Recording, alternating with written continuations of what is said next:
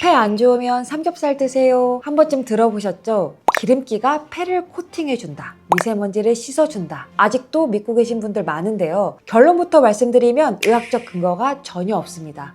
오히려 고지방 식단은 폐의 염증을 더 유발할 수 있어요. 그럼 진짜 폐에 도움되는 음식은 뭘까요? 진료실에서 하루에도 수십 명의 환자분들을 보다 보면 항상 듣는 질문이 하나 있습니다. 원장님, 폐에 좋은 음식 뭐 먹어야 하나요? 좋은 음식 많죠. 그런데 사실 하루 좋은 것 먹기보다는 하루하루 쌓여서 습관을 만들고 몸에 안 좋은 걸 피하는 게 먼저입니다. 그렇지만 그래도 실제로 제가 알려드린 대로 식단 루틴을 바꾸셨는데 원장님 요즘 가래가 확실히 줄었어요. 밤에 기침 때문에 안 깨요 라고 말씀하시는 분들이 꽤 계세요. 그래서 오늘은 폐 환자분들께 진짜 효과를 보셨던 제가 실제로 추천해드렸던 식품 5가지를 정리해서 알려드릴게요. 오늘부터 딱 하나만 식단에 넣어보세요. 2주만 지나도 달라지는 걸 느끼실 겁니다. 환절기만 되면 계단 오르기 힘들어요. 숨이 너무 차요 하시는 분들 많죠. 특히 COPD, 폐섬유증 환자분들은 약 드시면서도 더 좋아지고 싶어서 식단을 정말 궁금해하세요. 기침, 가래가 오래 간다는 건 아직 폐에 염증과 찐득한 점액이 남아있다는 뜻입니다.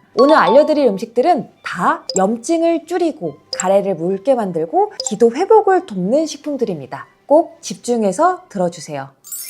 자, 그러면 첫 번째로 추천드릴 음식은 어떤 효과가 있냐면요. 여러분, 한번 폐 속에 불이 났다고 상상해보세요. 이 염증이라는 불이 막 폐를 다 뒤덮은 거예요. 근데 그 큰 불을 서서히 꺼주는 천연 소방관이 있습니다. 바로 생강이에요. 생강의 진저롤 성분은 폐와 기관지의 염증을 직접 낮춰주는 항염 물질이에요. 실제로 기침이 심해서 밤잠을 못 주무시던 COPD 환자분이 계셨는데 생강차를 꾸준히 한 달 정도 드셨더니 원장님 조금 가라앉는 것 같아요 라고 하시더라고요. 이 환자분 말고도 COPD 환자분들 중에 생강차를 꾸준히 드신 분들은 기침 빈도가 정말 눈에 띄게 주는 걸 볼 수 있어요. 기침 가래가 너무 심하셔서 힘드신 분들은 약을 먹고 있어도 더 빨리 증상을 가라앉히고 싶잖아요. 그런 분들이 식단을 궁금해하실 때 제가 꼭 추천드리는 게 이 생강이에요. 다만 생으로 드실 경우 자극성이 조금 있는 편이거든요. 그래서 꿀로 좀 다리시거나 한번 쪄서 자극을 줄여주는 과정을 거치시는 게 좋습니다. 그리고 여기서 중요한 포인트 하나 알려드릴게요. 폐 환자분들은 체중 증량이 중요한데요. 조금 마르신 환자분들을 생강을 잘 활용하면 증량에도 도움이 되고 기관지의 과민도, 예민도도 낮춰줄 수 있어서 진짜 적극 추천드립니다. 체중이 좀 나가시는 환자분들은 간헐적으로 드시고 급성으로 심해진 경우는 자극을 줄 수 있기 때문에 이 경우엔 피해주시는 게 좋습니다.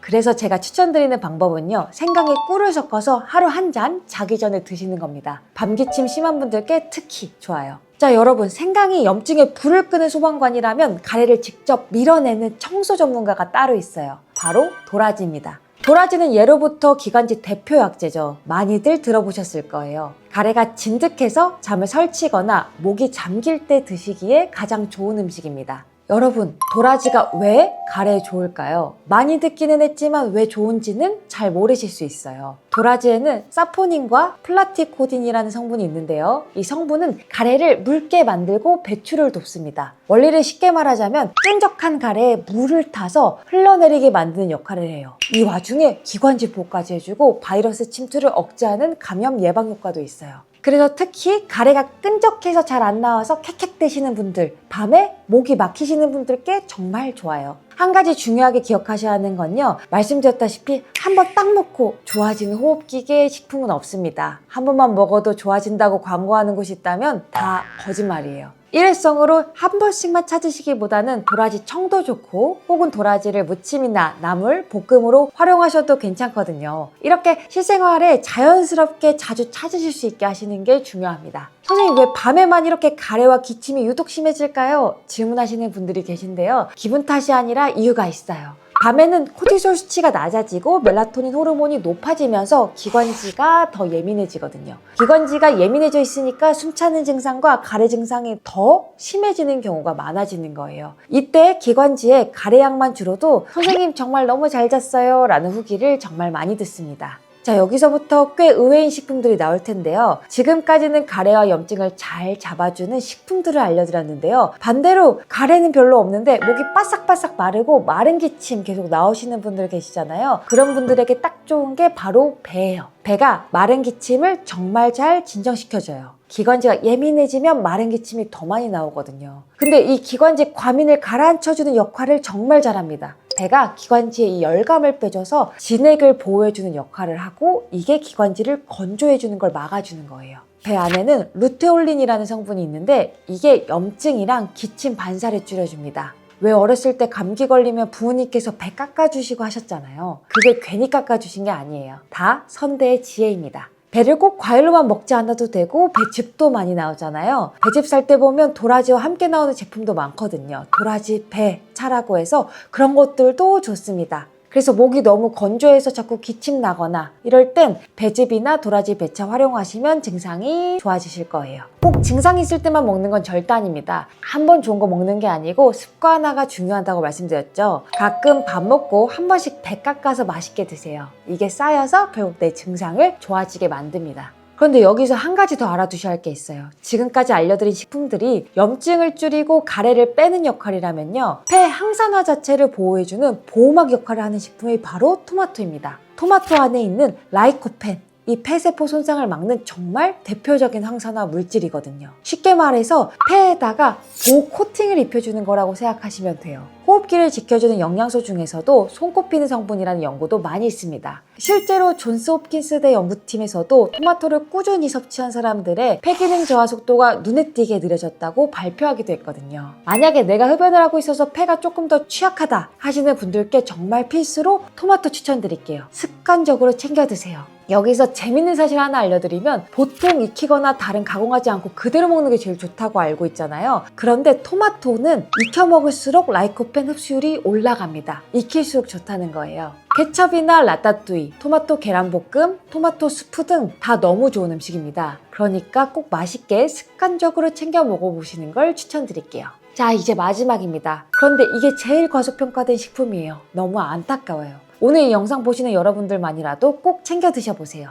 보통 폐 환자분들은 건조와의 싸움인 경우가 많아요. 계속 잔기침은 나지, 목은 건조하지, 약 먹으면 더 건조해지지. 너무 괴롭거든요. 이런 수분 문제를 해결해 줄 수 있는 게 바로 오미자입니다. 오미자가 좋다는 게 정확히 뭐에 좋으신지는 잘 모르셨죠? 오미자는 단순히 기관지에만 수분을 공급해주는 게 아니에요. 손발 자체가 차고 몸 자체가 건조하신 분들에게 아주 촉촉하게 수분을 잡아줄 수 있는 로션 역할을 해줍니다. 오미자 안에 있는 휘잔드린 성분이 기도 점액 조절을 해주면서 촉촉함을 유지해주고 면역 강화에도 도움을 줍니다.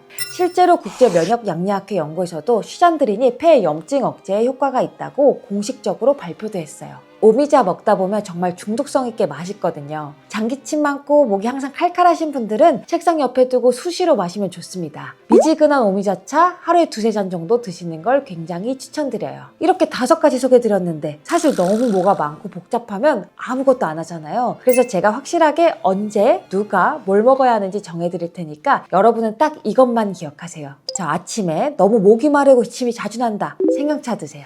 나는 일상 속에 꾸준히 챙겨 먹고 싶다. 토마토로 반찬 만들어 드세요. 토마토 계란볶음, 토마토 수프 뭐든 다 좋습니다. 토마토는 익힐수록 좋아요. 내가 저녁에 장기침이 점점 더 많아진다. 오미자차 드시고 나는 가래가 많이 낀다. 도라지 배차 챙겨 드세요. 추가로 팁을 드리자면 반찬으로 무생채나 연근조림을 곁들이시면 더 좋습니다. 무는 살균 해독작용이 있어서 폐 염증 가라앉히는 데 도움이 되고요. 연근도 식이섬유가 풍부해서 기관지 점막을 보호해줍니다. 이렇게 실생활 루틴에 자연스럽게 조금씩 끼워 넣어주세요. 증상이 서서히 완화되면서 삶의 질이 조금씩 좋아질 겁니다.